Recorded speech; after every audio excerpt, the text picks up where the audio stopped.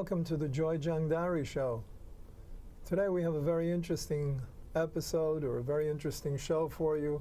We have Tim Caso with us. He is a sports performance coach, and we're going to be speaking about a topic that is certainly on everyone's mind and has been very much in magazines and in newspapers lately, and that is fitness for the older generation, meaning those over 50. And I'm not even sure I want to say the older generation, because we live in a different time. So in today's discussion, we're going to find out quite a bit about how to stay fit throughout your life. So welcome, Tim. Thank you. It's a pleasure to have you here. Thank you, Doctor. It's a pleasure to be here. So perhaps you'll tell us a little about yourself, a sports performance coach, Okay. and then we'll kind of go from there. Sounds good. I was a competitive weightlifter in college and a little beyond.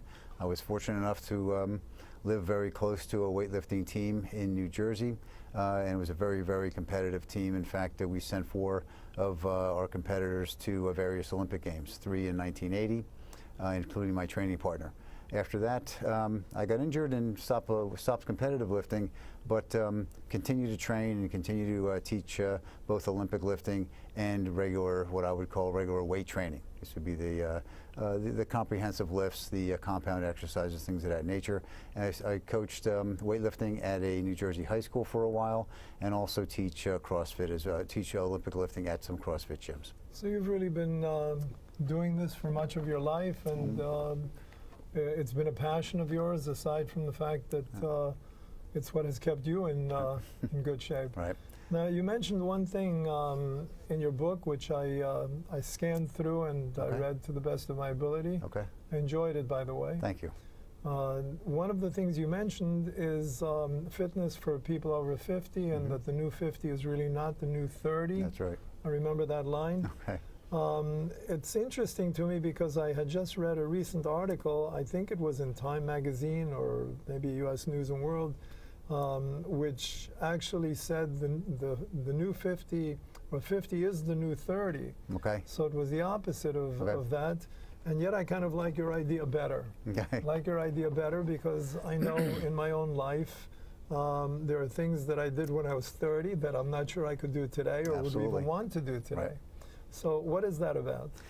Basically that. There are things you could do when you're 30 years old from a training aspect that you can't do anymore when you're 50, 55, 60 years old. Your body changes over that time frame, and those heavier workouts become far more difficult. In fact, if you train at 50 years old and try to do what you did at 20, 30 years old, you're very likely to get injured. So in fact, one of the points I make in the book is that while the real difference here for a young person and an older person is the volume that an older person can do. And that's where the change is. That's where the change takes place for a 50, 60-year-old person versus a 20 or 30-year-old person. The exercises really transcend sex and age. In other words, everybody should be doing the types of exercises that I recommend, but the older folks do it in a different volume. Right, so for those people in our audience, because volume is a very specific terminology coming out of a certain language. Right. What do you mean by volume? Volume basically means sets times reps times weight. Okay, it's essentially the amount of weight we lift. For example, when I was a competitive weightlifter, our workouts were anywhere between 6 and 10 tons per night. Okay, if we try to do that now as a 58-year-old man, there's no way. Okay, so the volume has to be modified as you get older, because the older body, your connective tissue, your muscles just can't handle it. Makes a lot of sense to me. I certainly believe in exercise. I do it regularly. Okay. But you learn that principle along the way, that you modify a little bit. Absolutely. The book's all about modification for an older lifter, yes. Now, you still do training. You train, I don't mean personally, you train other people. Yes. Yes. And how does that work? You work on a personal basis, or classes, or? Right now I'm working on a personal basis where I'm teaching a couple individuals the Olympic lifts and how to get back into training. In fact, one of the girls that I'm teaching, I'm getting her back into some strength training, and that's going to take about 6 or 9 months for her to get strong again before I would challenge her with the Olympic lifts. She's lifted before, but she's taken some time off, and now it's time to, start over as if she never lifted before, and then we'll get into the harder stuff. That brings up an interesting question. Okay. Not only about getting back into a state of fitness, but what about the therapeutic value? So is this kind of a workout adaptable, let's say, to someone who may have had injuries and wants to re-strengthen certain parts of the body? Cover all that in the book, and the Olympic lifting, I would say no. I wouldn't advise someone to just, at our age, just start Olympic lifting, because the lifts are too dynamic and they put too much force on our joints. However, regular weight lifting, that's advocated in my book, for example, squats, deadlifts, bench press, things of that nature, all strengthen your connective tissue. They strengthen your muscles, obviously. They improve bone density, and it's nature's most effective fat burner. So there's a lot of good things that come out of just regular weight training. When we say weight training, some people use machines, right. Some people use free weights. Right. I had read a long time ago that free weights are of greater benefit, so I know I use some free weights when I do my workout. I'm not anywhere near Olympic anything, but I like to use some weights. Okay. So what exactly, how would you define the difference between using machines, let's say, and weights, and does each one have a particular purpose at a particular point? Absolutely. If you've taken 20 years off, let's say, and you just want to start weightlifting again, the first thing you do is go on the machines. Train with them for 4-6 months, get some degree of body strength again. Then you can transfer over to the weightlifting, the compound exercise I had mentioned, bench press, deadlift, squat, things of that nature, because you've got to have some degree of strength before you can try the harder lifts. Okay, because the harder lifts involve ancillary muscle groups. When you're bench pressing, you're not just working your chest, you're working your arms and your shoulders and things of that nature, but you have to be balanced when you're on the bench. Okay, you just can't dive into that and think you're going to be successful. It's actually, if you try, it's a really great way to get hurt. Sure, and I guess that's because when you're using a machine, you're not using all those little supportive muscles. Absolutely. The machine is helping you. So I think I had read once that the danger of machines actually is that it can make you think that you can lift a lot more than you can. Then you get out in the real world and you try to lift the same weight, and all of a sudden your muscles just crash on you. Right, and that's why you need a book like mine that'll coach you through all that. Right. Okay, one of the things that my book does is emphasize technique on how to do these lifts, because they are not uncomplicated moves. There's a lot of moving parts. For example, even when you're deadlifting, it looks like a fairly simple move, but it's not. There's a lot of things you have to know in order to do it properly. Okay, and and I go into heavy detail as far as technique goes. Now, would you say, you mentioned the deadlift a few times. I had read at one point that the deadlift is actually the best lift of all, the best exercise of all out of any of the lifts. Why is that? There's a lot of differing opinions as to what the best lift is. I've read deadlift, I've read the squat. I think the reason folks think the deadlift is number one, and they have good reason for it, it's almost a full body workout in and of itself.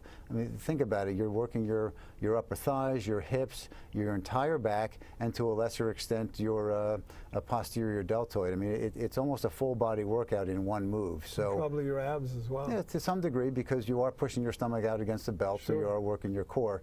So yeah, I mean, it's a fantastic move, and I understand why people think it's number one. It's a great lift. Yeah, I had read a book by, I'm sure you probably know who it is, a Russian trainer named Tsatsulian. Okay. Yeah, and in that book, I thought it was a great book, by the way, Power to the People. Right. Great book. It really explained so much, because I had read other books, and this one just brought it all together. Okay, right. And in there, of course, he puts a lot of emphasis on the deadlift. But he also mentions something interesting, that it's not about how, because people sometimes mistake the idea of big muscles with strength. And what impressed me in that book, so I'd like to hear what you think about it, is that it's not the size of the muscle. It's he calls it Hollywood muscle at one point. So he was talking about an aspect of the density of the muscle. So what are the different kinds of muscles? Like, how would those two muscles be described? Well, I mean, as you get older, your muscles simply become less dense. You lose testosterone over the years, and you might be the same size as you were when you're 20 years old, but your capabilities are far different when you're 50, 55, and 60. And that's because the density of the muscle isn't there. Absolutely, yeah, and you're losing testosterone. Yes. Can you do anything about that? Like, I'm over 50. Okay. I'm over 60. Okay. I'm over 70. Okay. So how do we, what do we do? Do we regain testosterone? I happen to know a few ways with herbs and other things, but what does a person over 50 or 60 whose testosterone is dropping do to compensate for that? From everything that I've read, is that the more you weight train, the less testosterone you lose over the years. As long as you're staying active and activating those muscle groups, the less testosterone you're going to lose over the years. So weight training is a great way to go. I like that idea. And certainly there are, it's not within the realm of this discussion, but there are some supplements that can be taken that can certainly maintain testosterone levels, keep them a little better. So, sorry. So I was just looking at other parts of your book, and for people out there who might want to become competitive weightlifters, what advice do you have for them? Couple things. Very first thing you're going to want to do is get strong first. Okay, just like I'm training this young lady, you're going to want to get a degree of body strength before you try the Olympic lifts. That would be the first thing. Second thing you want to do, if possible, get yourself a coach. Hook up with a coach who knows what they're doing. Find someone who's lifted before. Okay, I do describe. There's actually a chapter in my book for the younger generation. Shows them how to build speed and strength. And in that chapter, I discuss how to do some pulls and how to do some overheads, which is a good start for anyone who wants to start Olympic lifting. Yeah, and you know, we live in a society that has such a dichotomy between the emphasis on fitness on one side and the amount of time that people are actually just sitting with texting and computers and TV and actually not moving their bodies at all. So where's the middle line here? Where is society at this point? In your experience with people you work with, I know you're getting people, for example, that want to be a little more fit, but you also have a wider circle of friends, I'm sure, family, friends, acquaintances. What have you been seeing in our society? Yeah, a mixed bag, just like you. I mean, some people are dedicated to being fit, and some people are kind of middle of the road, and some people just don't want to. It all depends on the individual, in my opinion. I've been disciplined for almost 50 years to work out, and it's a whole lifestyle. If you're really going to dedicate yourself to it, there's not only weightlifting, there's the rest involved, and then there's diet and so on. So there's nutrition, there's a number of factors that go into a healthy weight training program. Do you follow and teach people regarding weights? Do you teach them also about diet and nutrition a little bit? Not a whole lot. My focus really is on the training, on doing the movements right, and on rest. Because I get people sometimes who get very anxious and they want to do more. They think more is better. And when you're a strength athlete, actually less is better. And I've learned that over the years. I teach them less is more when you're trying to be a strength athlete.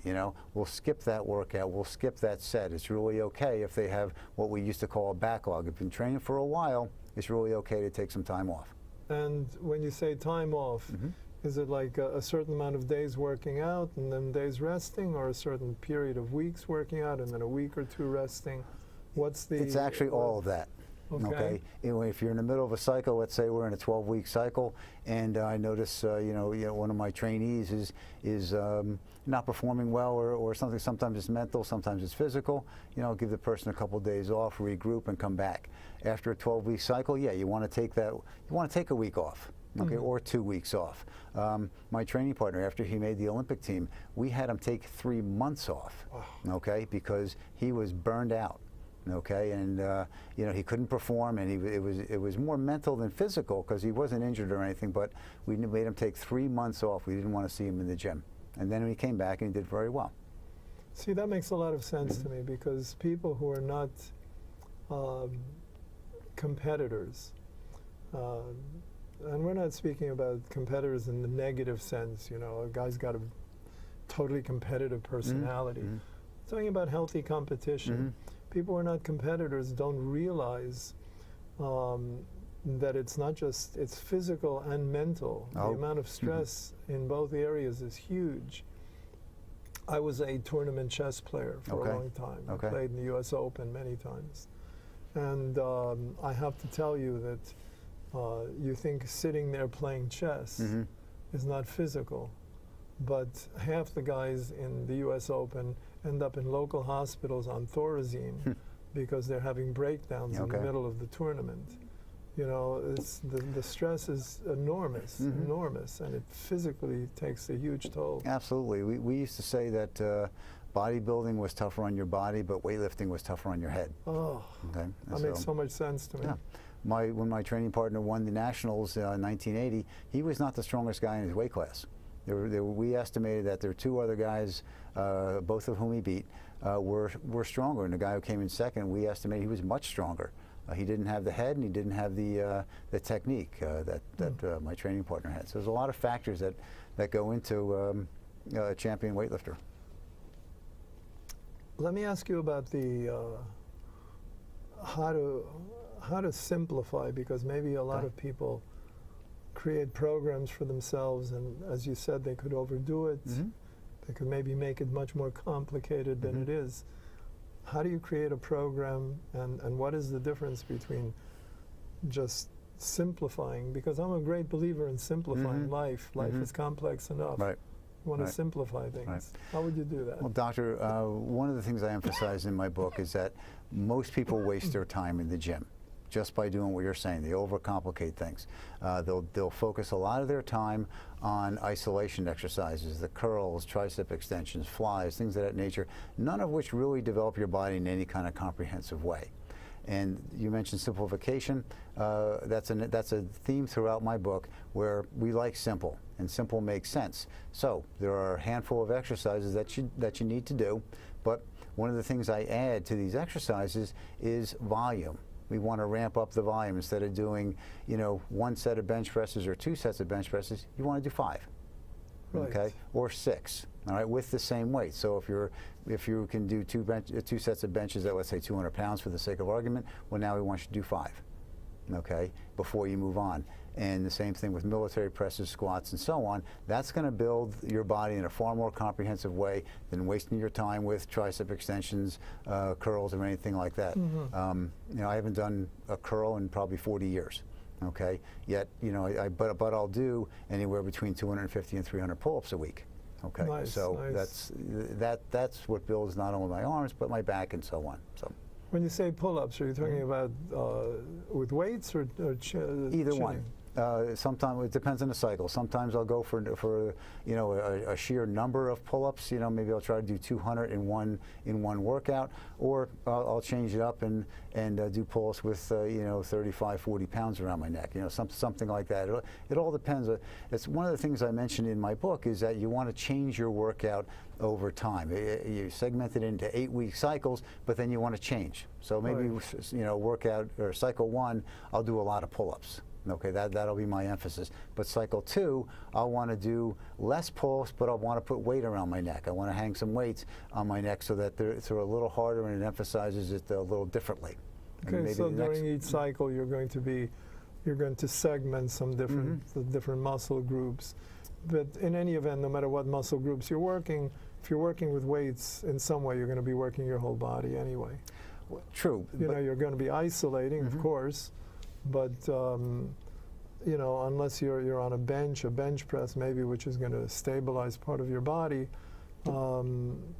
Like if you were using dumbbells, for example, whether you're doing curls or lifts or two-handed lifts or side pulls, whatever. Okay. If you're standing, you're pretty much using your whole body, right? Yeah, you need to stabilize when you're doing exercises like that. Right. Right. Well, I personally love weights and you know, free weights, and but I'm going to remember what you said as far as maybe using machines to get stronger if I haven't been working out in a while. It's a very good start before you make your transition. Yeah. Right, instead of transitioning. So that's a good message for our listening audience too. If you haven't been working out for a while, this is very valuable information to have, so that you avoid injury, basically. Absolutely. Because the first principle, look, I work with patients in my practice, and people think that the first principle is to help people, and it's really not. The first principle is do no harm. Right. Right. That's the first principle. When someone comes to see you, the first idea is don't hurt them. Right. After that, maybe you can help them. Right. Right. So certainly, what you're saying makes a lot of sense to me. You know, how do you work out? How do you get into things where you minimize the risk? Minimize the risk. It's very important principles. I'm so happy to hear them.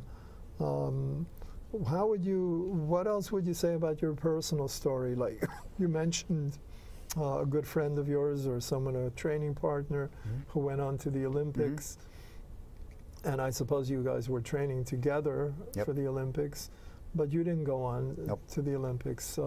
What happened? Anything you decided for some reason, or? No, what happened was I got injured. I partially tore a patella tendon, and that really ended it. It was one of those things, you know, I was 25 years old, and I got a little impatient because I missed a workout, and I thought I could make it up by working out really at a time in which I wasn't rested, and partially tore a patella tendon, and that really ended it. And so that was that.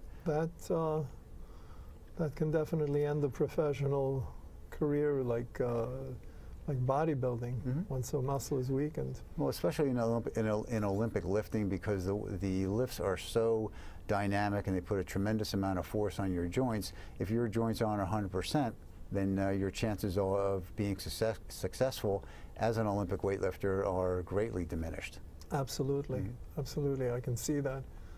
You know, I never had a plan to be Olympic in any physical sport. When I was younger, I did a lot of judo, and I did compete. Awesome. I got to first level black belt, but then I got injured, so I know exactly the feeling. Right. We used to go to this gym at the Y, and you know, in every gym, no matter where you go, there's always at least one guy called horse or bull. Right. You know, guys like, it's a mammoth. That's true. Right? That's true. Right. Right. So there was this guy who was huge, and I was 18, and when you're 18, you're really stupid. You know, you remember that, right? Your ego is totally in the wrong place. So this guy, you know, lifted without too much problem. He was snatched and lifted 280 pounds. Okay. I weighed about 170 at the time, and I said, I can do that. Found out differently, yeah? Bad idea. I snatched it, and I actually got the weight up. Okay. I got it up. Okay. And then I made the biggest mistake of my life. I took it and I put it down instead of dropping it. I ruptured 2 discs. And that's when I started yoga a year later, because the doctor said I would never be normal, I'd never walk again, I'd have to have a cane. So, you know, an injury like that. But I tell you the truth, I've been doing yoga now for almost 50 years. Okay. And, well, 40 some years.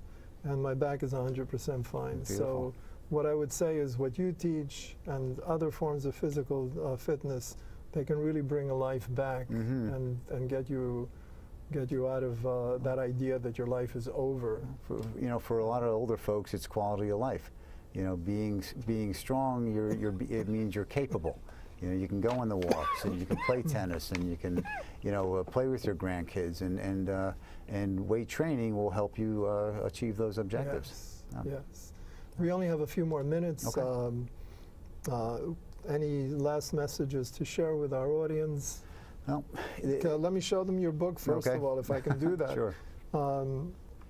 When is it out, or is it coming out? Yeah, it's out. It's Barnes already and Noble, Amazon. You can find it on Book Locker Available as in well. Barnes and Noble, available in bookstores. I've read through it. It's an easy read, and yet it's very comprehensive. So Thank you. this is Tim Caso's book. He's a sports performance coach, and I just think it's got information that's like so useful and very valuable if you're going to be doing any kind of training, any kind of fitness work. Thank you. So it's been a pleasure having you Same here here. with me. Thank you. Thank you Doctor. so much. Appreciate it. All right. My pleasure. All right. Thank you.